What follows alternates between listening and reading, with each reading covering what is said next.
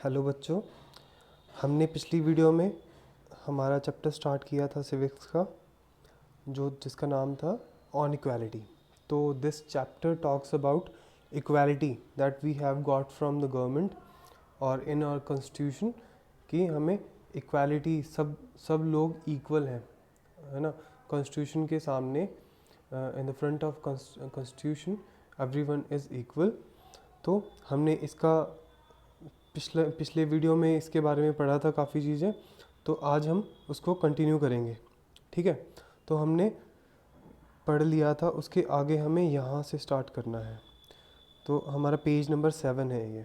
ठीक है, तो अदर काइंड्स ऑफ इक्वालिटी, पहले हमने इक्वल राइट टू वोट था, और भी हमने देखा था कि क्या जो हमारी और राइट्स हैं, आगे पढ़ेंगे कि क्या और कौन कौन सी राइट्स हैं हमारी। चलो, और अदर काइंड्स ऑफ इक्वालिटी, और किस किस टाइप की इक्वालिटी हमें दी गई है। ठीक है, उसमें है कांता इज़, यहाँ पढ़ रहे हैं हम, Kanta is one of many people who live in domestic India and who have the right to vote but whose daily living and working condition are far from equal. Kanta एक डोमेस्टिक वर्कर है, हमने देखा था। तो इंडिया की रहने वाली है, उसको भी जो राइट है, वो राइट टू वोट, वो सबकी तरह इक्वल है, पर उसकी जो डेली लिविंग है और वर्किंग कंडीशन है वो it's very far from equal, बहुत दूर है। इक्वल तो कह ही नहीं सकते उसको, है ना। तो अपार्ट फ्रॉम बीइंग पुअर, यहाँ से पढ़ रहे हैं, apart from being poor people in India experience inequality in different ways.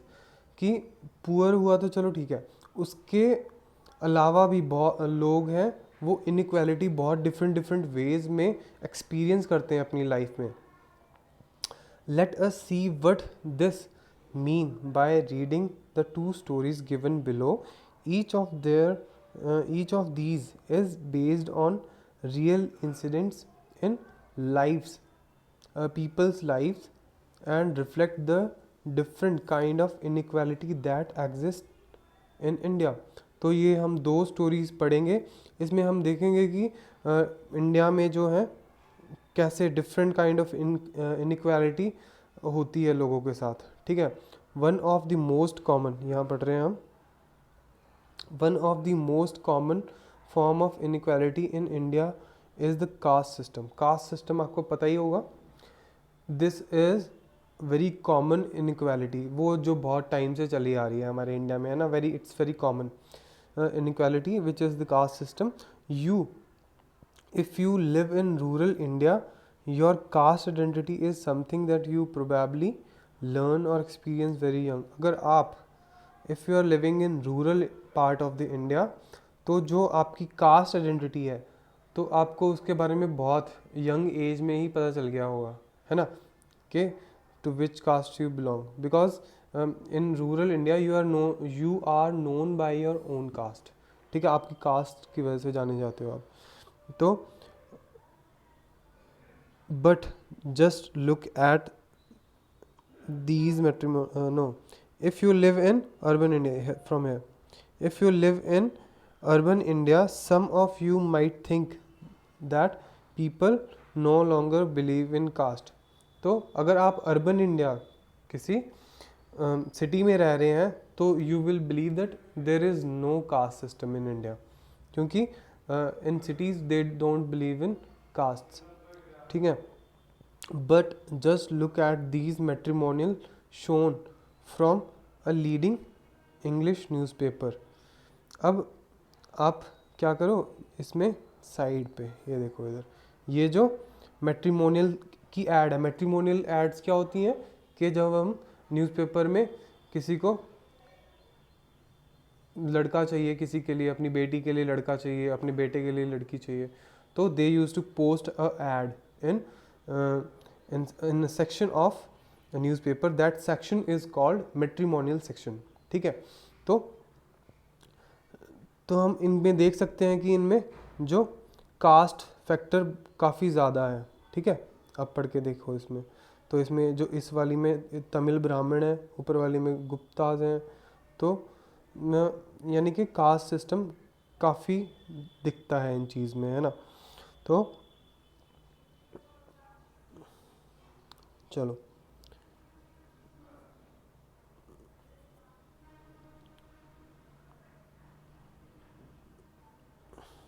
Urban यहाँ से बढ़ेंगे हम, ठीक है। Now let us read a story about experience of A Dalit in child attending school. You have already read about Dalit in class 6th book. आपने class 6th की book में Dalits के बारे में पढ़ा था ना, है ना।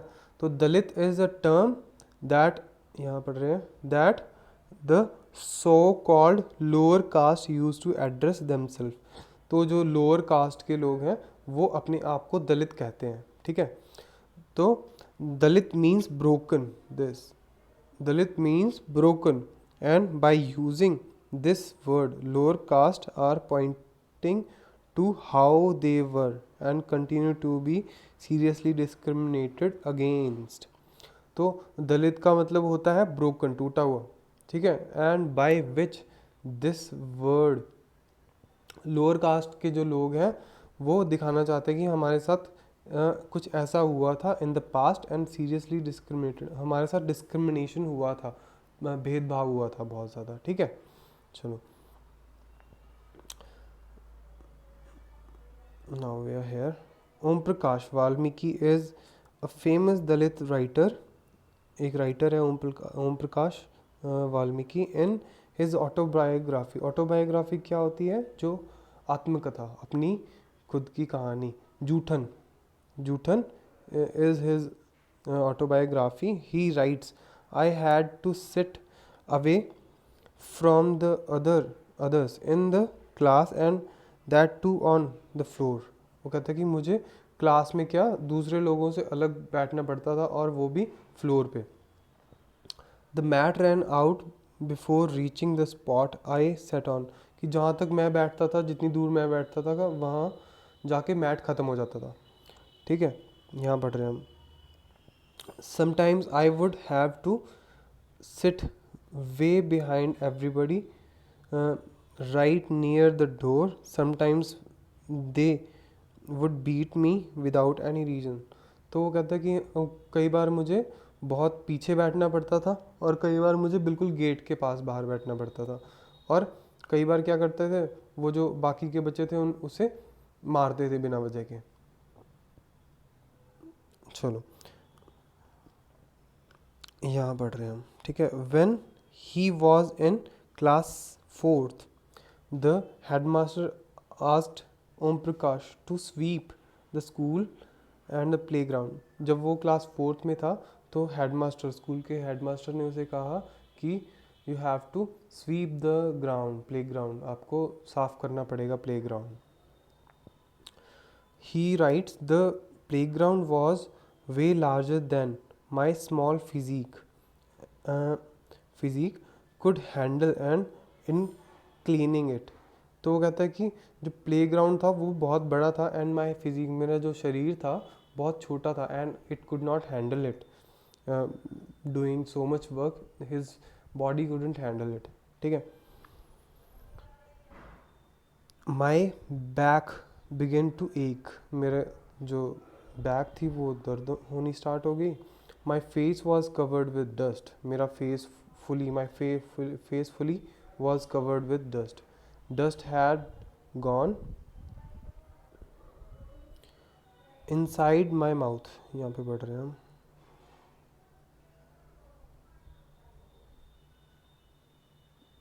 यहाँ से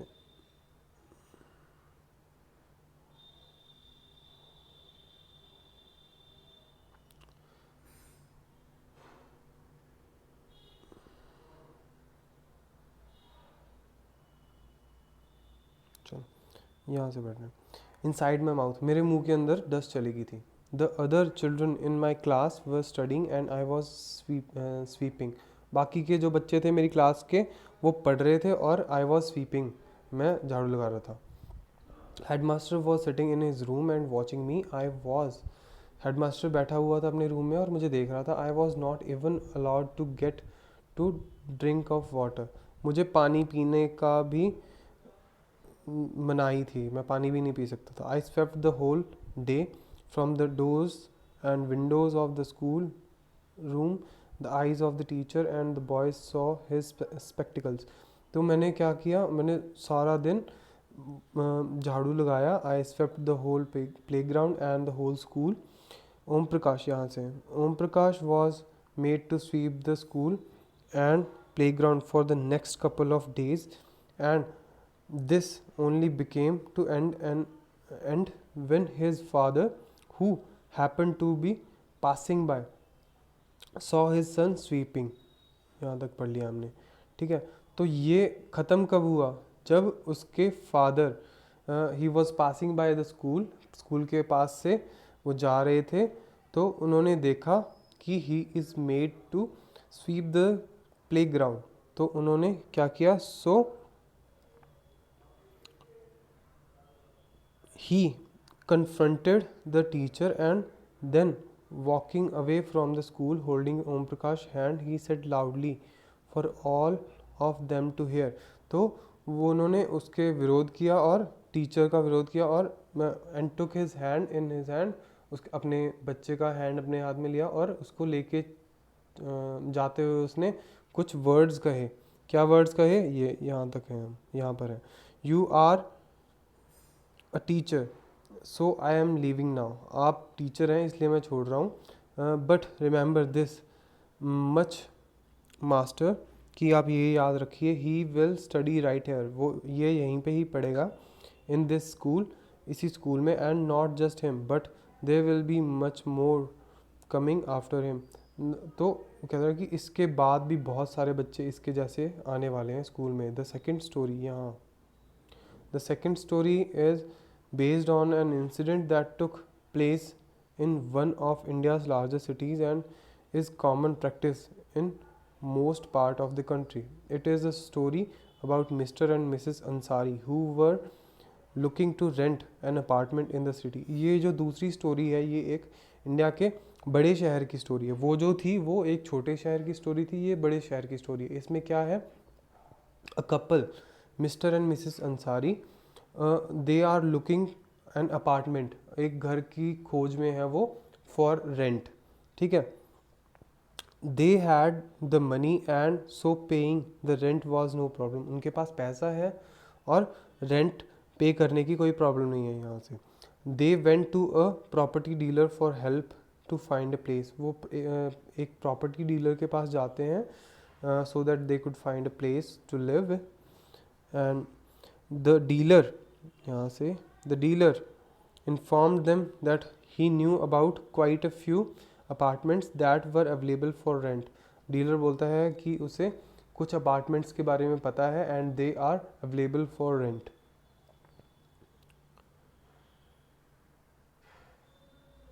यहाँ they visited the apartment, first apartment, and the Ansaris liked it very much and decided to take it. तो उन्होंने एक अपार्टमेंट देखा and they liked it very much and they decided to take it for rent. However, यहाँ however, when the landlady found out their names, she made an excuse about how she could not rent the house to someone who ate meat because the building did not have any non-vegetarian resident. तो उनका नाम जानने के बाद, देवर अंसारीज, तो उनका नाम जानने के बाद उन्होंने क्या एक्सक्यूज़ किया जो लैंड लेडी थी, कि he can't allowed someone who eats meat and is non-vegetarian because there is no one in the building or colony who is non-vegetarian. तो both Ansaris and the property dealer were surprised to hear this because they could smell fish being cooked in the neighbor's house. तो जो अंसारीज थे and the dealer, they both were surprised to hear this, क्योंकि जो पास के घर में जो fish पकने की स्मेल आ रही थी. The same excuse was repeated in the second and third apartment. जो सेकेंड और थर्ड अपार्टमेंट में भी सेम एक्सक्यूज दिया गया। Finally the property dealer told them they might want to change their names.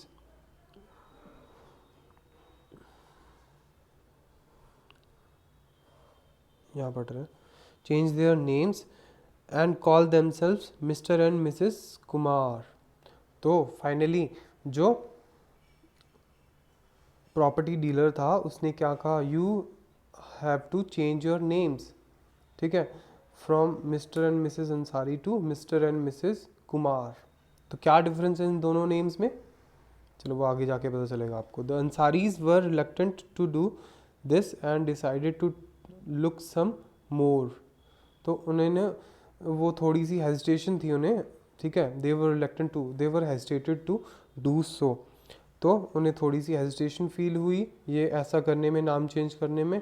तो उन्होंने डिसाइड किया कि they will look for some more houses.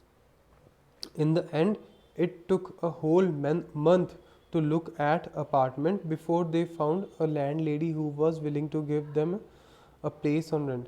At last क्या हुआ कि उन्हें 1 महीना लग गया कि जब एक लैंड लेडी राज़ी हुई उन्हें अपना घर रेंट पे देने के लिए।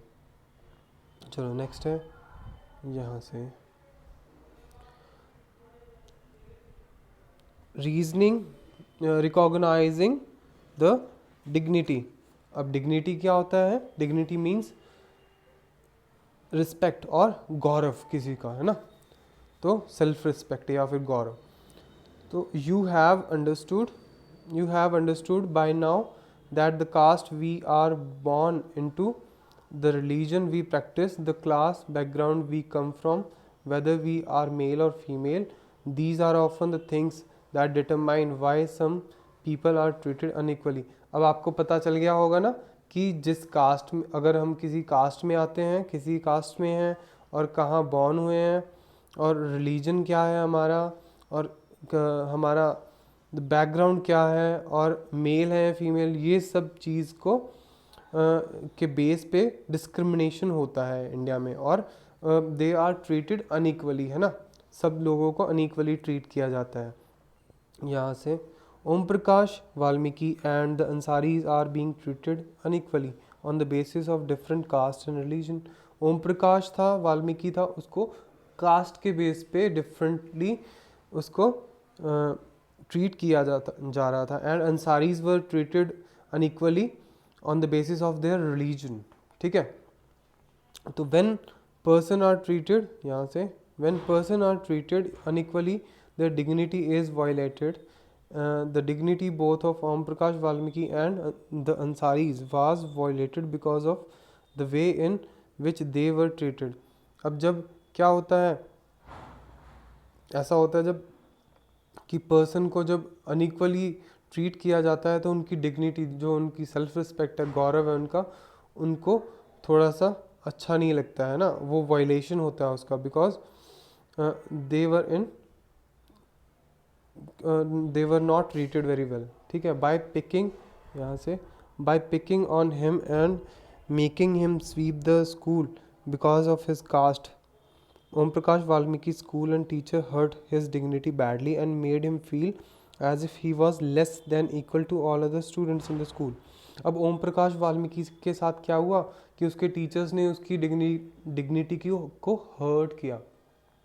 कैसे हर्ट किया कि उसको स्वीप करने के लिए कहा गया स्कूल को, प्लेग्राउंड को, और उसकी कास्ट जो कि हुआ उसकी कास्ट के बेस पे, तो उसको अनइक्वल प्रूफ किया गया एज़ कम्पेयर टू जो अदर स्टूडेंट्स थे, उससे वो अनइक्वल उसको ट्रीट किया गया।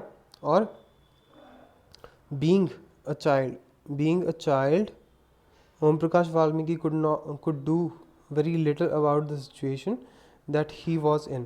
कि जो वो चाइल्ड था, he was a child, बच्चा था वो, तो वो कुछ ज़्यादा कर नहीं पाया। It was his father who on seeing his son sweep felt angry by this unequal treatment and confronted the teacher। तो जो उसके फादर ने इसका विरोध किया और टीचर के साथ भी उन्होंने थोड़ा सा कहा उनको. The Ansaris dignity was also hurt when person refused to lease their apartment to them. तो अंसारीज की जो डिग्निटी भी हर्ट हुई जब लोगों ने उन्हें अपना हाउस रेंट पे देने के लिए मना किया. ठीक है. However when the property dealer suggested that they change their name, it was their dignity or self respect that made them refuse this suggestion. तो जब उनको जो क्या कहते हैं डीलर था, उसने कहा कि आपको अपना नाम चेंज करना चाहिए so that you can rent an apartment. तो उन्होंने ये भी अपनी डिग्निटी पे लिया और सेल्फ रिस्पेक्ट पे लिया और रिफ्यूज़ कर दिया ये चीज़. ठीक है. तो Om Prakash and Ansari do not deserve to be treated like this. They deserve the same respect and dignity as anyone else. चलो नेक्स्ट.